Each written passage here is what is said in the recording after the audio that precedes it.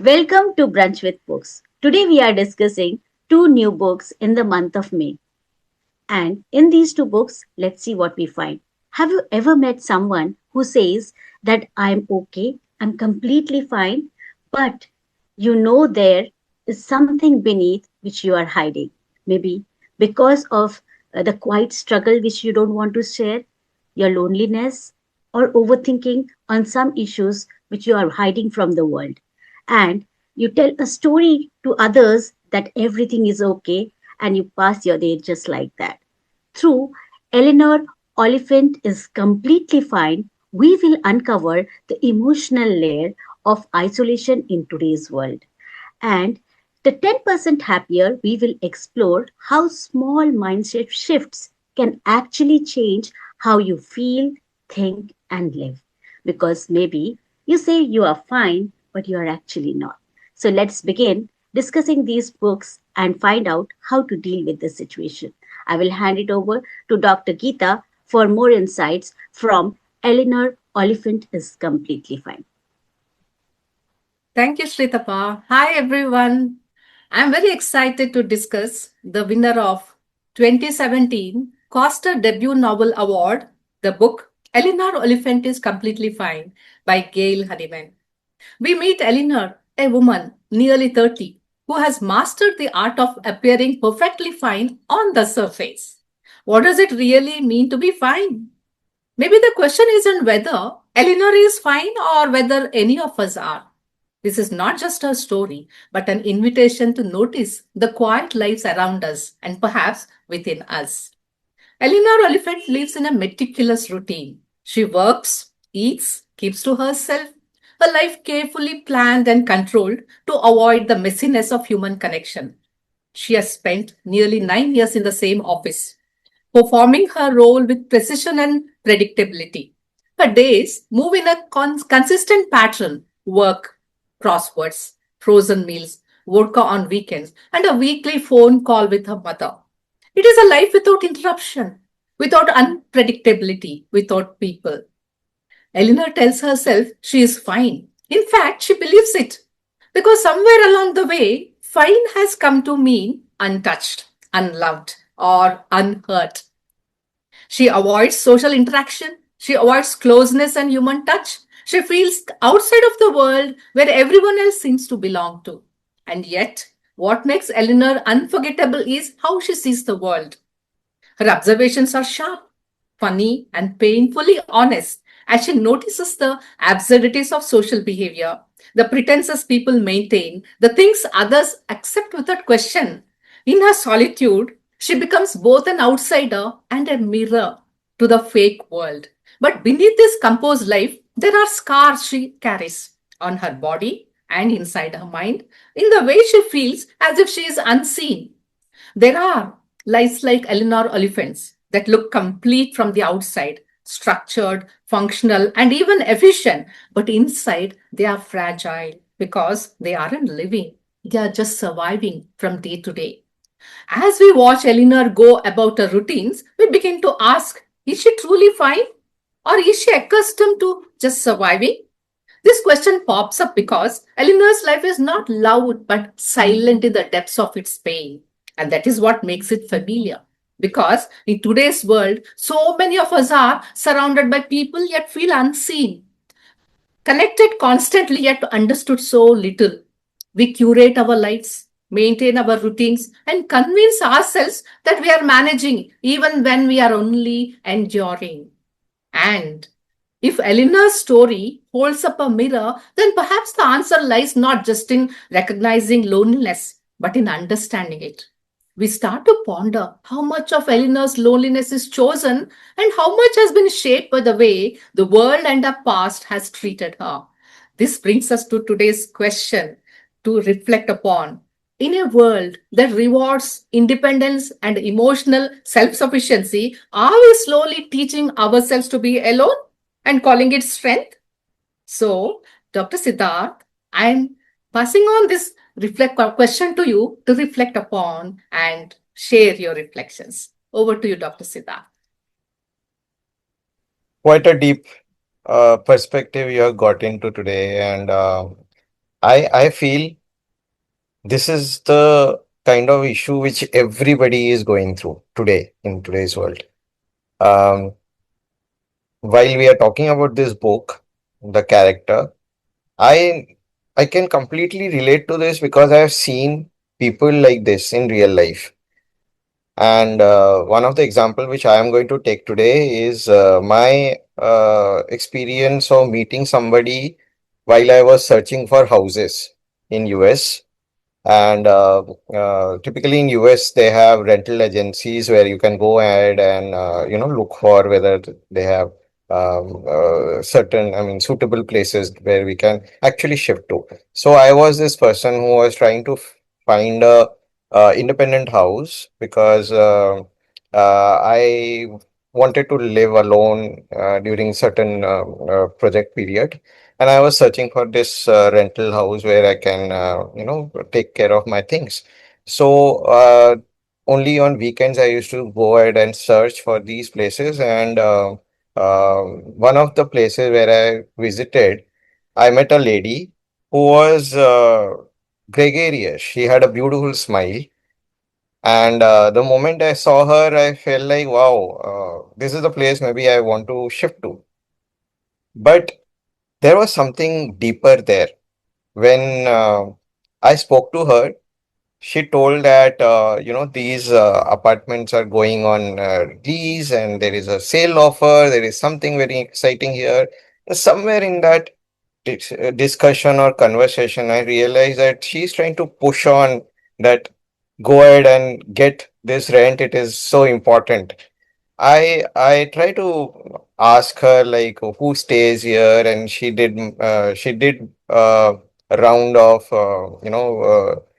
pointers. She gave that what all is available and all that, but she never told that this lease place has a problem. And I somehow did some research and figured out that there is some problem going on with that uh, lease place. And next time when I went there, I actually asked her that I found out something about this place, but you didn't tell me.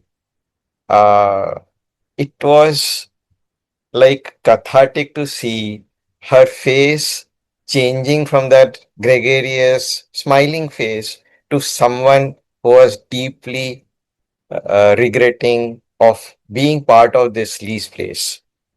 And that was strikingly challenging for me to understand what was going on.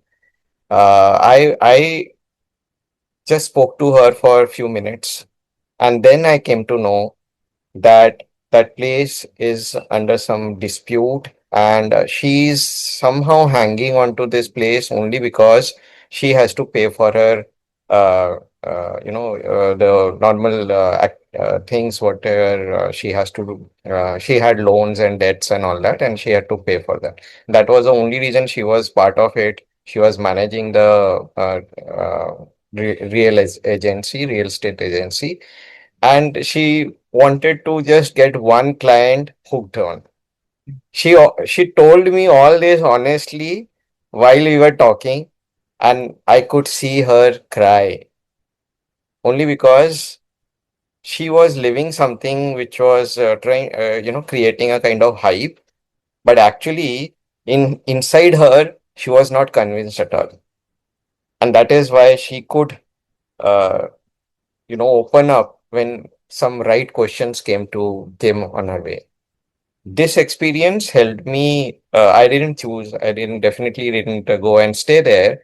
But I told her that if you are trying to solve your problems, first, don't lie to anybody.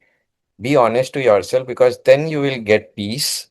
And if you are struggling to find another client for this place, rather you shift from this place to another real estate agency, but don't try to fool people with that. It hit very hard on her. She was able to understand that she can't live peacefully if she is lying or being dishonest to people who are coming there. And she became a friend of mine over a period of time I was in US. And later, sometime she did get into another real estate agent, and she didn't give me a good offer when she actually joined. So I am just trying to connect this story with the story which Dr. Geeta today you are talking about, because we most of the times are in situations where we are not ready to accept the reality, and we are hidden behind something which is a farce, which tries to cover us from maybe that miserable situation we are in. And I think if we are clear, we are more authentic, then a lot of problems get solved, really get solved. We just have to take that courage to do that rightfully in the right direction. That's my message. Over to you, Shitapa. Thank you, Siddharth. And that was definitely something I think quite common, which people may have seen in many situations. And I would like to add one of my experiences in this same situation where, people try to pretend or tell everything is okay, and inside everything is falling apart. So I have met an office colleague, and from outside, no one can guess anything is going wrong in his life. He was smiling the entire day. He's doing all his office works efficiently, busy with work, meeting, and all these things are going around. I barely realize that this happy person is in so much miserable mental situation. So one fine day, it was e- a very busy office day, and in between, a call came, and he had to rush home. And we had our go live, and he was responsible for the delivery. I was very new to the firm that time when I had joined, but not new in experience. I was by that time already 5 years experience. So I had some experience to handle a team and get things delivered, but very new to the firm though. So he said, "Will you be able to manage today's go live?" And I said, "Okay. And if we need any approvals, will you be available for approving it at least?" So he said, "Yes, you just message me, but don't call. I will not be able to pick calls, but I can respond on chat." I said, "Okay." And with this, he left for the day. Everything was on me. And unfortunately, everything didn't go as planned. And we had so many issues that the deployment got delayed to almost midnight. And one of my team member was very kind enough to extend and help, and we both managed these situations. And finally, at 1 a.m., it got live with all the approvals in place and all the issues fixed.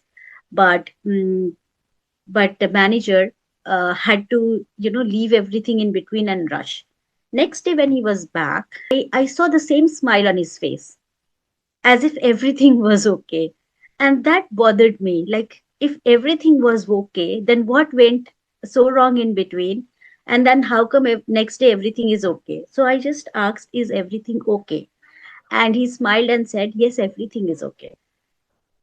But that time I paused, and I didn't just left listening that. I was like waiting for him to speak up if he needs to.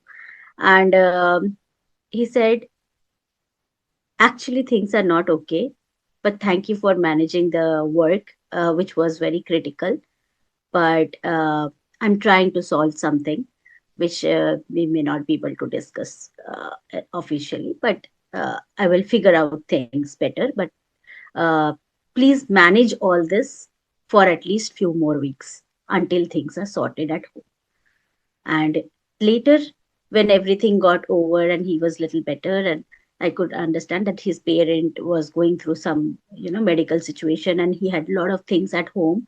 And at office, he was not able to disclose and say this, because he was thinking, this is not relevant place to open up and say. And he was not ready to take that help, and he was thinking everything is on him, and he is the manager, so he is responsible to do everything. And team will not be able to manage it. But luckily, we got to know, and it was good that we could take care of those weeks. uh, because we got to sense that something is not okay.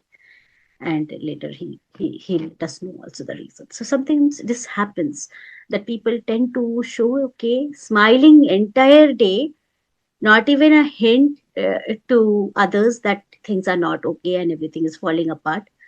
And then you, when you really find out the reason, you find okay something was really miserable going at the back. So over to you, Sujata, for more insights. Thank you, Shritapa and Siddharth, for those lovely, very moving stories of human pain, how we cope with so many problems. Now, this month, our nonfiction pick is 10% Happier by Dan Harris. Same theme, different genres. Let's get into it. Let me start with Dan Harris. He's a rising star at ABC News. He reported from war zones. He was ambitious, successful also.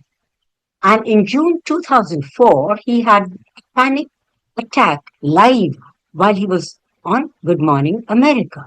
Millions of people watched him fall apart on air. Dan writes that reporting from the Middle East gave him a jolt of what he calls journalistic heroin. That rush of danger and importance.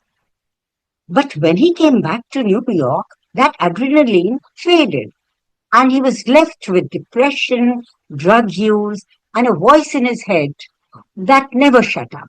He calls that voice a malevolent puppeteer. Now let's talk about Alina. On the surface, she's fine.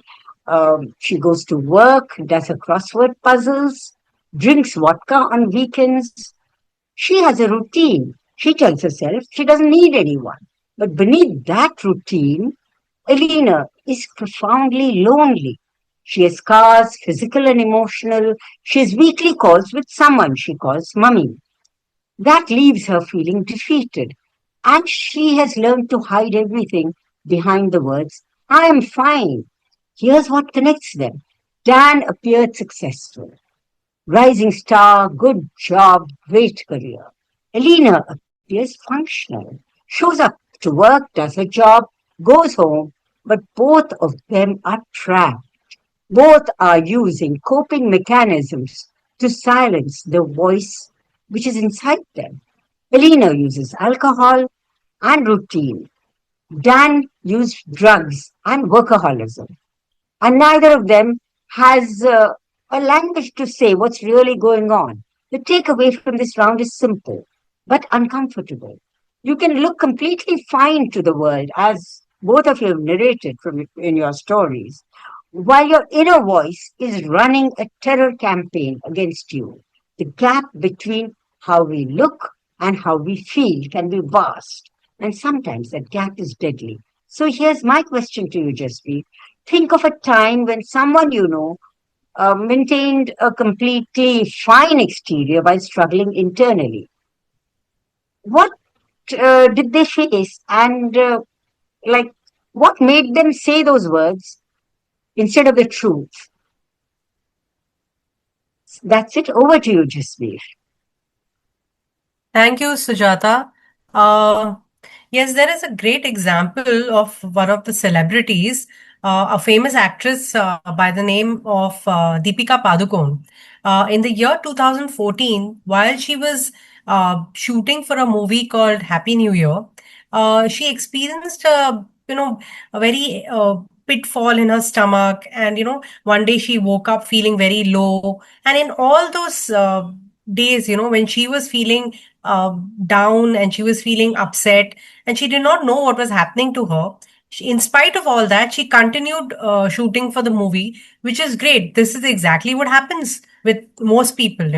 They are carrying a burden inside, they are feeling low, they are feeling sad, they're feeling hollow, but there's no one to express that to. And even if it's showing on the person, they put up a facade and they try to behave as if everything's fine, I'm fine. It's supposed to, this is the funny part of the world. Whenever you meet someone and you ask them how are you, the answer is I'm fine, irrespective of the fact whether they're feeling good or they're not, and what is happening inside, that no one knows. except for that person who's going through that situation where they feel they're going downhill mentally and they're feeling depressed. So Deepika was going through a severe bout of depression, and this was recognized by her mother when she actually had a breakdown in front of her. And then her mother recommended a known psychologist and psychiatrist. First, Deepika went, and the great part and about this entire incident is that Deepika had the courage to share this with the world, irrespective of the fact that it's going to affect her as a celebrity. There was no shame in that. And that's exactly what she was trying to tell the world, that we are all human. And just because you're in a position where people are looking up to you, that doesn't mean that you can't feel low and depressed. And, you're going through a particular phase. It's not a permanent scar on you. And she took help. In fact, she's specifically mentioned that she took medication, and she always calls her life as before depression and after depression, which displays her courage to face reality and to accept it and to work on it to become a better human being. So and to add to it, as a goodwill gesture, and also to help others who are going through this kind of problem, she came up with the Live, Love, Laugh Foundation, which is being running since 2015 to help people who are depressed. So these are, great examples of people who seem to be very happy, and because they are prosperous, because they are well settled. So it's as simple as this: money cannot buy everything, and at least she took help, and she acknowledged the fact that she was going through depression, and she did not cover it up and make it worse by getting into an addiction like we have in the stories that we have shared now. So that is a great example of a person who, being in a position where the world was looking at her, in spite of that, she took the right help and helped to improve her life and become worthy of helping others also. I mean, not only that she helped herself, which obviously we should help ourselves first, she also went ahead and created a foundation to help others. So yes, this is one great example that I'd like to share. Now over to you, Dr. Geeta, to continue with the story. Thank you. Thank you, Jasbir. And thank you for sharing this inspirational real story of Deepika Padukone. And even though being such a popular star, and knowing that people are looking up to her, she took courage in her hands, and how she managed her life, and she had a mother behind her helping her and being that support system that she needed at that right time. And then she went on to start that foundation, which is a really a wonderful situation to be in, like helping others also to gather that courage to know that being having these issues is not the end of the world, and it is nothing to be ashamed about. So coming to Eleanor's story, that is what happens with her, because there comes a moment in some lives, not loud, not dramatic, but quietly transformative, and a moment when something shifts. So in Eleanor Oliphant is Completely Fine, that moment arrives when Eleanor sees a musician perform.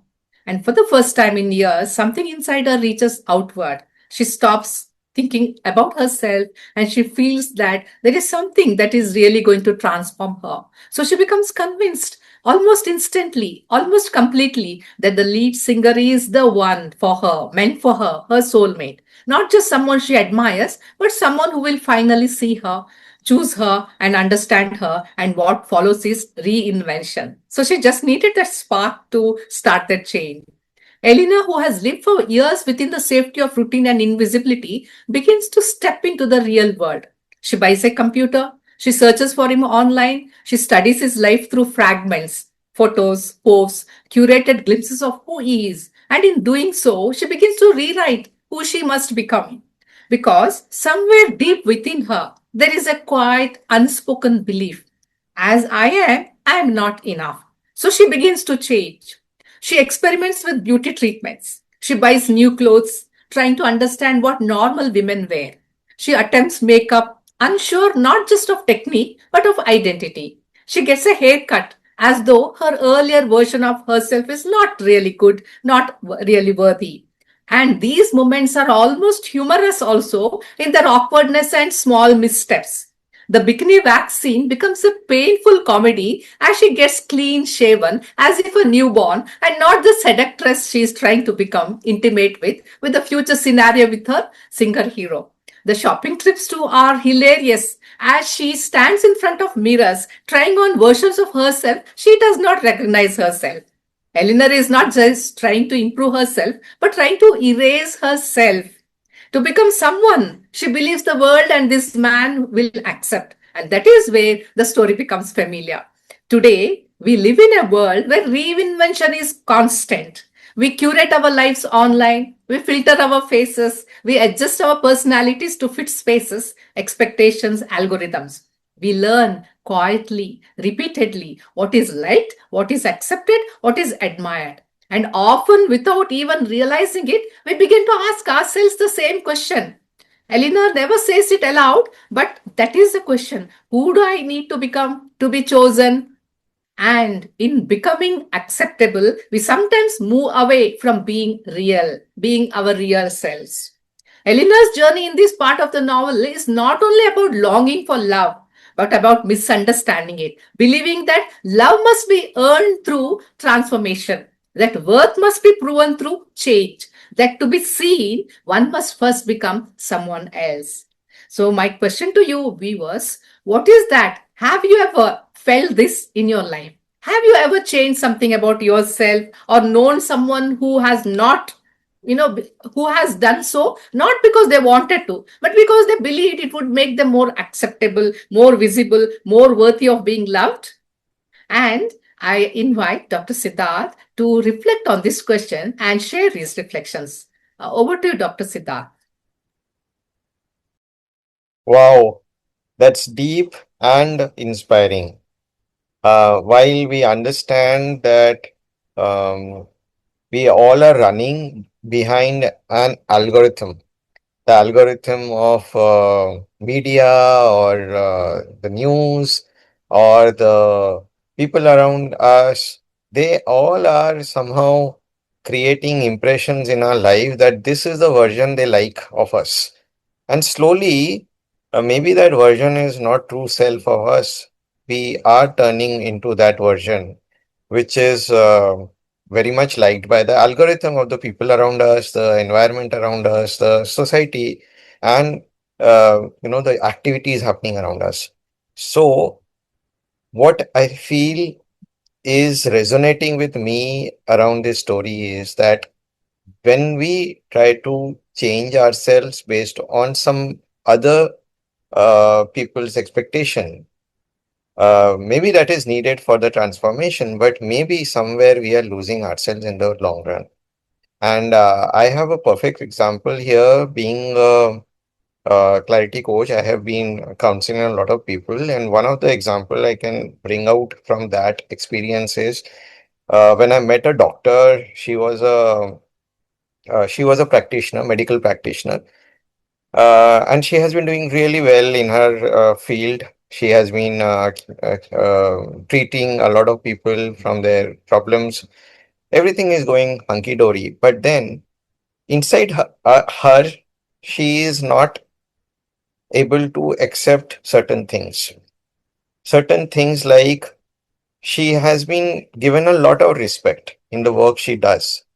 But inside herself, she is looking for something else, not only the work, but uh, admiration for her activities which she does in her quiet times.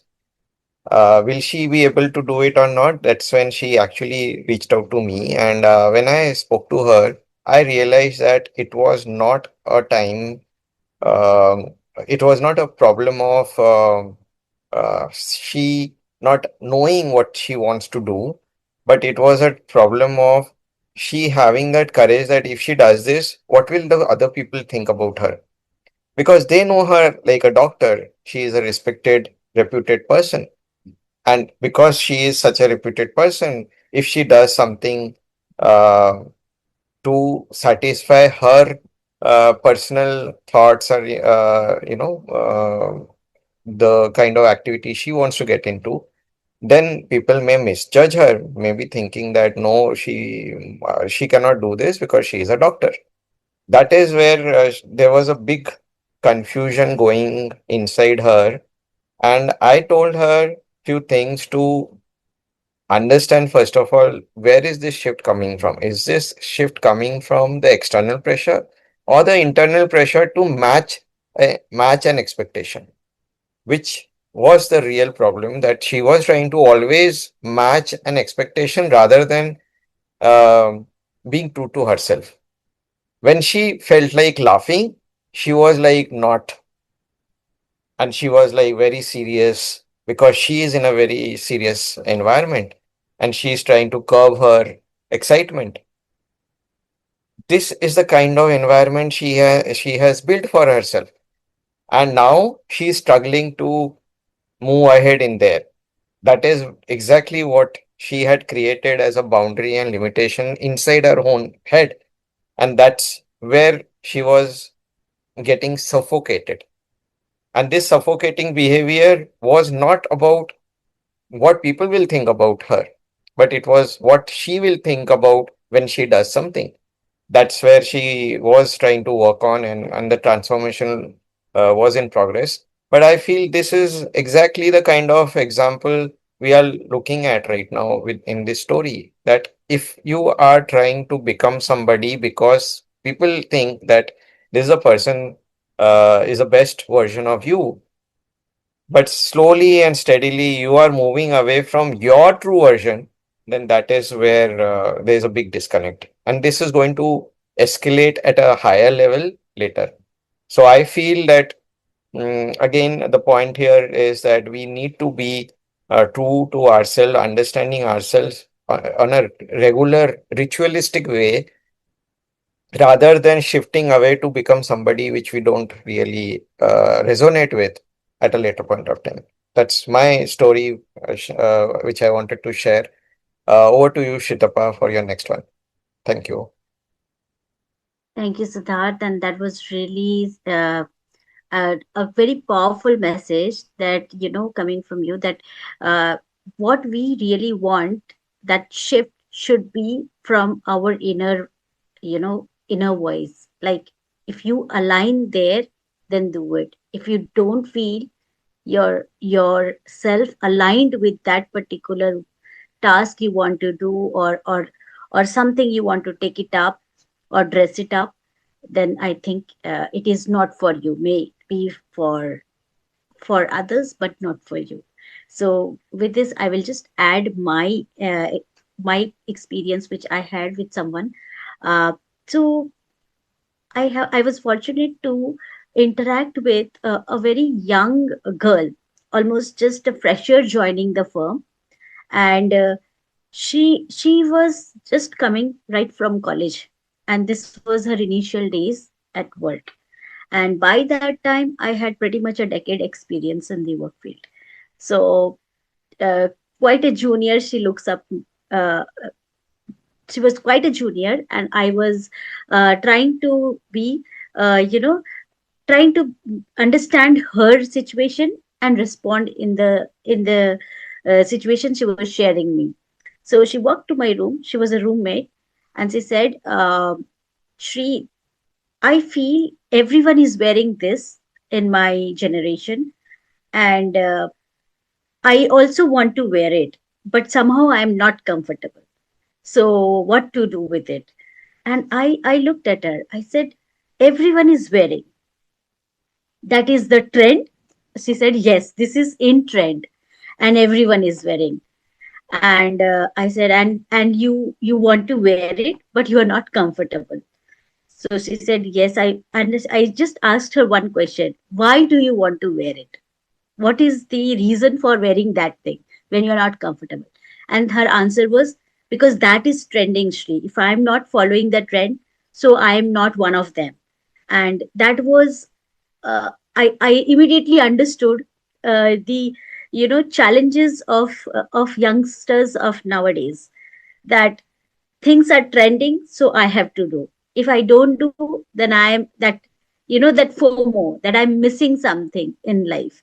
And or I'm not like them, so people will not appreciate or take me in the same group, or something, I will be left out. That kind of a fear already building, when the life is long and many things to face, more complicated than just what to wear in life. So I was like, okay. So the thing she wanted to wear was tight fit, and it was the and the torn jeans. Both she didn't appreciate wearing, because she was bulky and it was not looking good on her. So I said, okay, do one thing.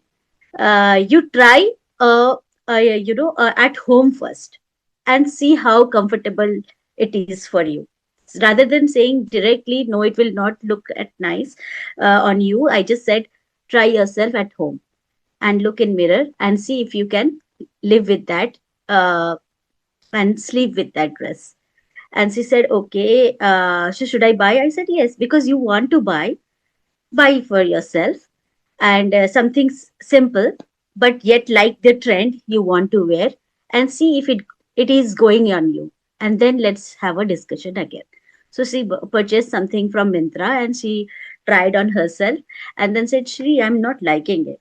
I said, so you got your answer. Now do you still want to wear, because it is trending? Then she said, but I will not look nice on it. I said, see, you are answering yourself. So you still want to wear, which it is trending? And she said, no, Shri, I don't want to wear because it is not looking nice on me. And I said, that's all. So you are not wearing because it is not for you. It is not something which is you are feeling happy about. If you would have looked happy about and you felt happy, yes, it is trending and you can wear. So don't go by trend, create your own trend. That's what I said her, that you make your own trend. And then she is like, is it possible? I said, yes, why not? I don't go by trend. I go by what goes on me. So she's like, okay. So my friends would not laugh at me. I said, no, because you will carry yourself as confidently in that dress as you would have in that trending dress. So she was like, okay. And then she went in the whatever party she had with her friends. And then she came back and said, Shri, thanks for that advice. Nobody laughed at me. It was fine. And I was looking good in the photographs. And I said, see, it worked for you. So this is a small kind of a complex situation, I will say, in the youngsters, but it can be more complicated in what they follow as trend. And simple things can be so complicated, uh, just to accept things which are not okay for you.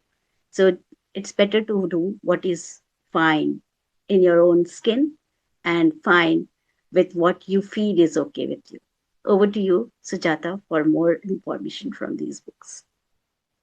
Thank you, Shritapa. So the advice you gave to your friend worked with her. Now let's see. In this story, in this book also, in Dan Harris gets advice, he seeks advice from others. Let's see whether they worked with him. Now, Dan Harris in 10% Happier, he is assigned to cover religion for ABC News. And he meets because he has to cover religion, he meets a lot of spiritual teachers. There's Ted Haggard, a powerful pastor who later falls in a sex and drug scandal. And then there's Eckhart Tolle, German author, who talks about the inner voice but offers no practical method to quit it. And then there's Deepak Chopra, who represents everything fluffy that Dan instinctively distrusts. Dan writes that he associates meditation with people who collect crystals, play ultimate frisbee, and use the word namaste without irony. He's chasing gurus. He is looking for someone outside himself to fix him. And he keeps being disappointed. Now let's talk about Alina. In the second part of the novel, she goes to a concert, sees a local musician perform, and she becomes convinced, obsessively convinced, that this man is her soulmate. She buys her first computer, researches him online, studies his social media, and then starts reinventing herself. She gets a bikini wax, which is as painful as it sounds. She buys new clothes, gets a haircut, tries to become the woman she thinks he will love. It's funny, but also heartbreaking, because Elena believes that she has to erase herself to be worthy of love. Here's the connection. Both Elena and Dan are looking for external solutions to internal problems. Elena projects her salvation onto a musician she hasn't even met. Dan projects his onto gurus who can't deliver. Both are engaged in reinvention, changing their appearance, adopting new language, trying to become someone else. And both are deeply skeptical people. Elena dismisses her colleagues as uncouth.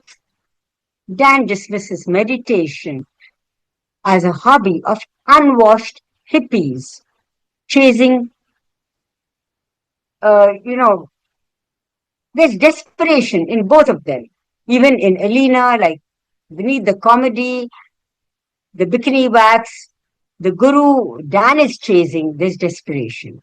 They both want the same thing, to be saved by someone, by anyone, just not by themselves. The takeaway is this: when we are desperate for change, we often chase external saviors, romantic or spiritual. But no one outside you can fix the voice inside your head. The makeover is external, the problem is internal. So, my question for Jasveer is, think of a time when you know someone who has chased an external solution, a person, a job, a makeover, a lifestyle change, believing it would fix an internal problem. What happened? Did she get, or did he or she get what they were looking for?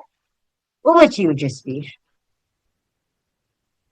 Yes, Sujata, this is very evident in today's youth, especially teenagers, from the Gen Alpha generation, wherein what is happening is they don't want to correct their lifestyle, as in their habits, their eating habits, their sleeping habits. They still want to eat junk. They still don't want to sleep adequately, completely, addicted to their gadgets, spending the entire day sitting in one position, and then they expect their skin to be glowing like glass. And the trends that they see on Instagram or Facebook, wherein they see these influencers talking of different products, cosmetics, that will help improve their skin, will help, do away with the acne. Now, acne is nothing but a stress response, especially if you don't consume enough water and fiber.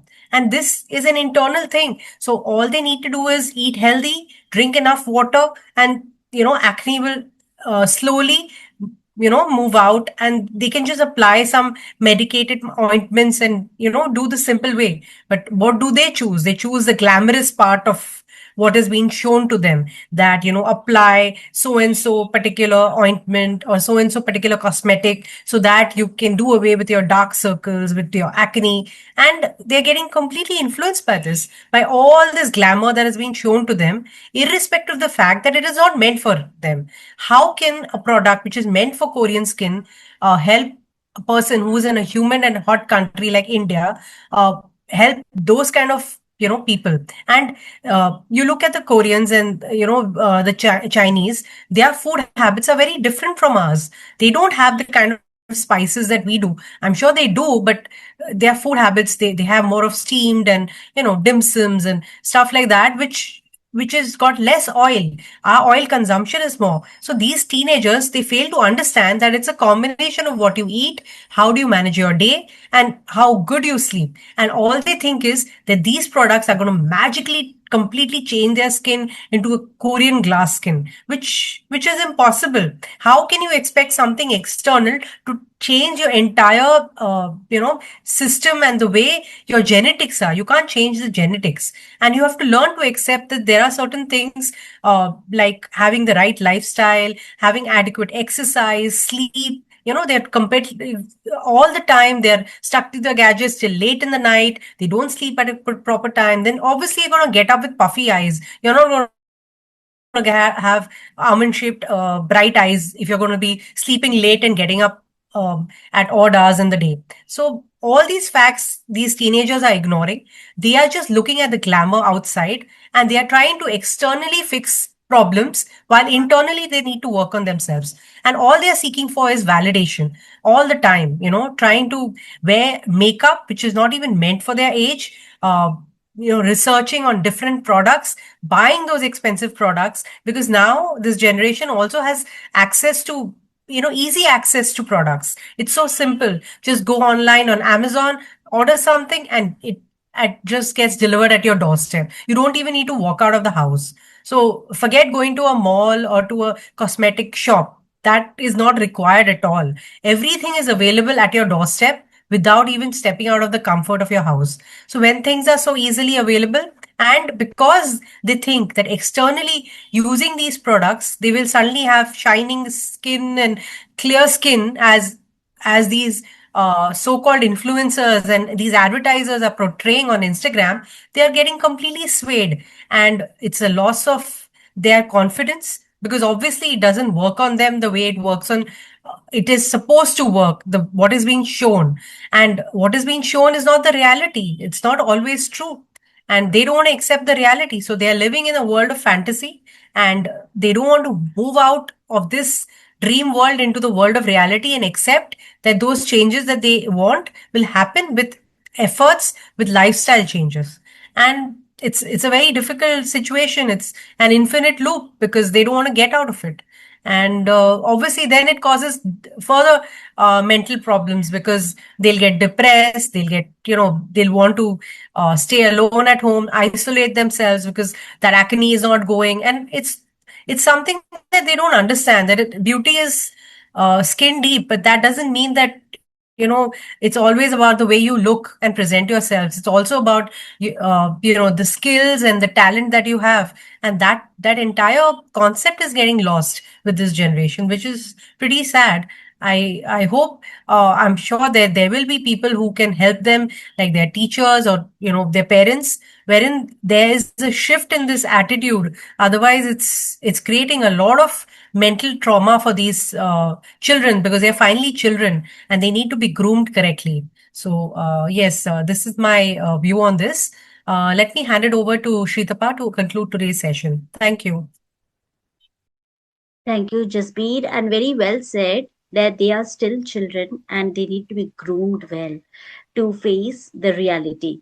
And it's just not about children. Even adults at here are quite impatient, that they want quick result, or do something which is trending, or risk themselves in doing something which is harmful for their skin, body, or life. So just because things are trending, or it's a FOMO that if I don't do, I'm missing something in life. But maybe something is for the person who did it, is not for everyone. Like the gym stunts, or the selfie stunts which people do, others try to copy, thinking everything will be just like them, and they drown, or they risk their life, or they have severe accidents. So with this, I hope many of us hearing today will get something really meaningful, and to take home and take action. And please, take care of yourself until we meet next time in next episode.